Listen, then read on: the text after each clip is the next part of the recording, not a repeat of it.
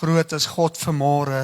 I love to lift up my hands. Die lied wat sê vanmôre, sê alles in ons lewe. Ek groet media wat ingeskakel het. Gemeente vanmôre, welkom. Welkom in die naam van die Here van die leerskare.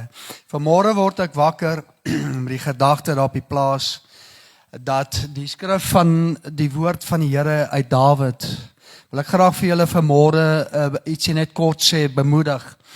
U sit dalk in 'n een of ander omstandighede wat 'n mens in 'n donkerheid is, wat 'n mens dalk, ek praat nie van sonde nie, ek praat van omstandighede waar mens in verkeer, waar nie jouself daar gesit het nie, maar jy's daar.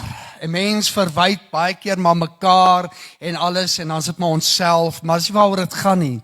Waaroor dit gaan vanmôre is, ek word wakker, en duidelik sê die stem van die Here my deur die Heilige Gees oor Psalm 27 vers 1 tot 14, waar hy sê dat die Here is my lig en hy is my toevlug. Hy sê al kom die vyand nader, broer en suster, vriende, ek wil julle bemoedig, hulle gaan nader kom. Want sover wat ons die Here dien en hier vir hom crucified groter en groter en groter word, prys die Here daarvoor, kom die vyand nader om te probeer, om te beroof, en probeer om seer te maak. Maar die woord van die Here sê daar in Psalm, hy sê, dit sal voor jou val. Dit sal jou nie toekom nie. Maar ek wil mense bemoedig net dit om dit te sê, dat julle moet moed skep. Want jy weet wat, terwyl ek so dink, 'n mens is partykeer in hierdie omstandighede, jy's in 'n donker tonnel.